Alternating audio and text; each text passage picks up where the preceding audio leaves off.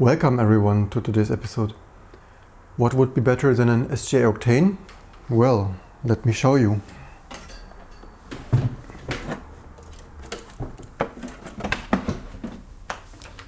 Two SGI Octane.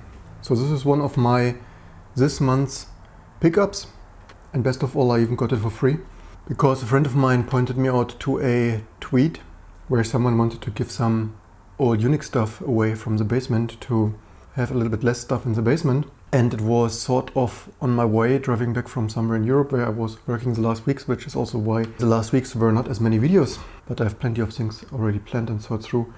So I hope the next days and weeks I can do more videos again. And the funny thing is, it was not even advertised as an SGI Octane, it was advertised as an SGI Origin or something.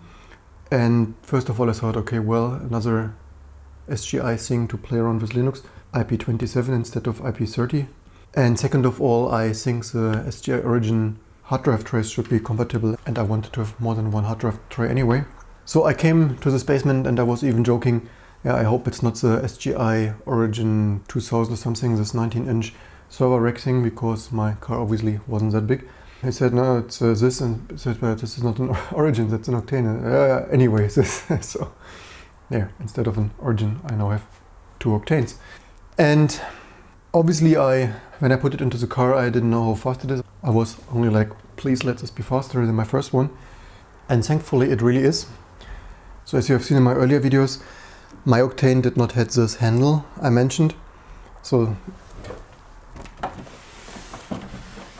I actually brought my Octane from some SGI refurbishing something, end of lease or recycling IT shop or something. And although I brought it kind of officially, it didn't come with this handle. And also the system board was pressed in here from shipment or something. Not sure. I have two system boards. Later I brought another second replacement system board because I wasn't sure if this damaging caused some instability or something. Not sure if this is the one that was pressed in. Maybe it was. My other system board is in another storage somewhere else. So this is a new Octane. As you see, it may look even slightly cleaner. Maybe slightly nicer metal here. And so this one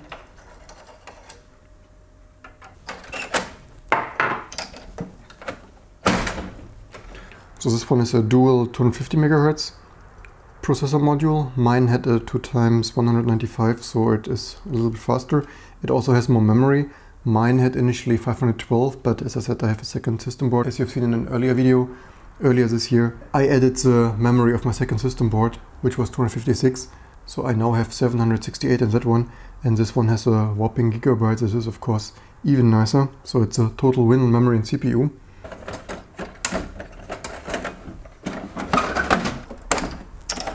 And also the graphic module, it is also Impact.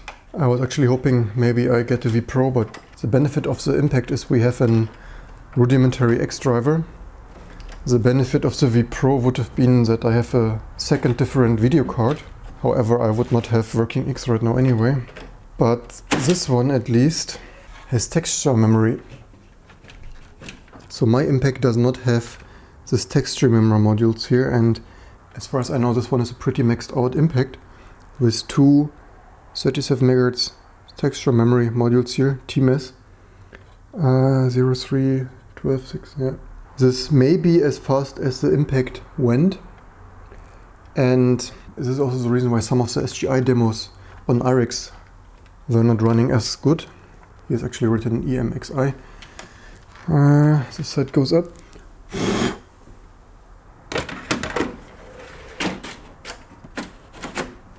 So I now have graphic with texture memory. Let me show you my old one.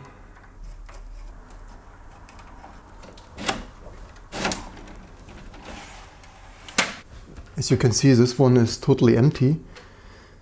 So the old one I purchased a decade ago was an entry-level Impact without any texture memory.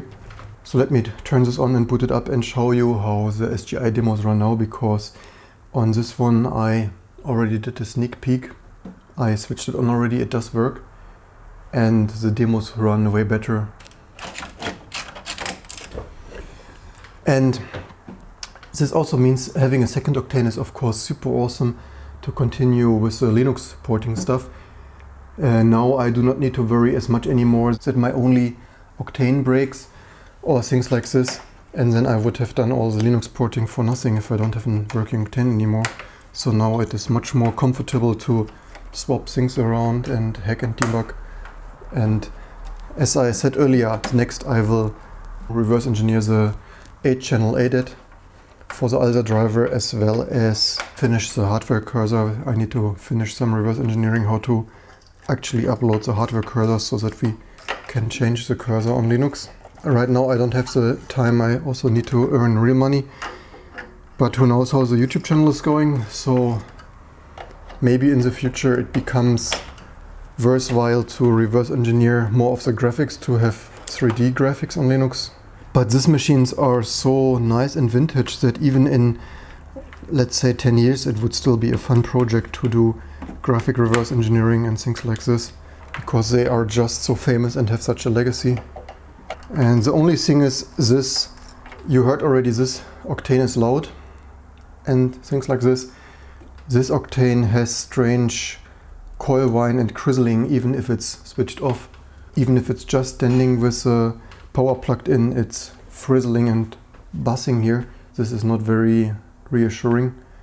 One viewer suggested maybe the handle is missing because someone already aftermarket tuned and modified the power supply, because apparently something was breaking in them, like capacitors or something. So he suggested maybe the handle is missing because they already improved the power supply. I think he even mentioned the fan would be failing, and if the fan dies then obviously the power supply burns through rather quickly. So let's plug it in and switch it on and show you the IRIX demos again.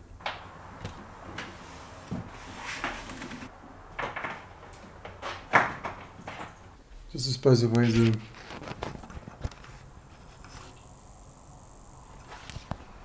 the electric fuzz I meant. I hope it was hearable. I even got a keyboard with that one.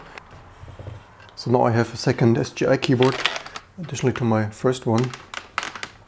Maybe tell me in the comments below which one you like more. I think I like the dark one more, but just for the sake of diversity, let's use this gray one.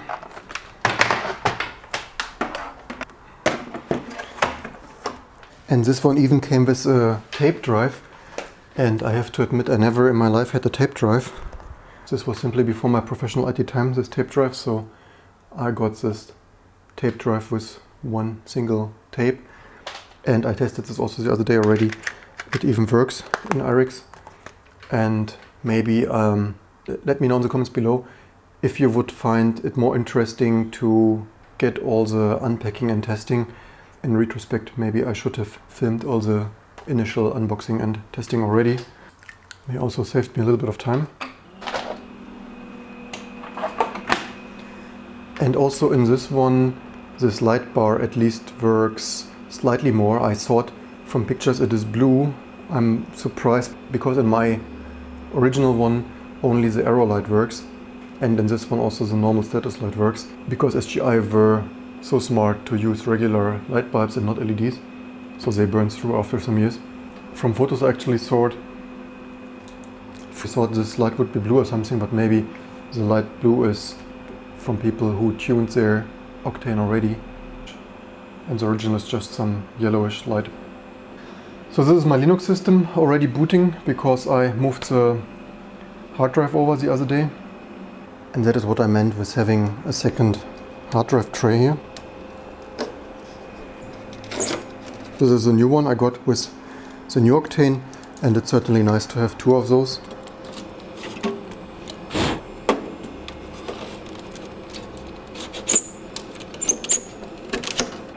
As they are a little bit hard and expensive to find, actually.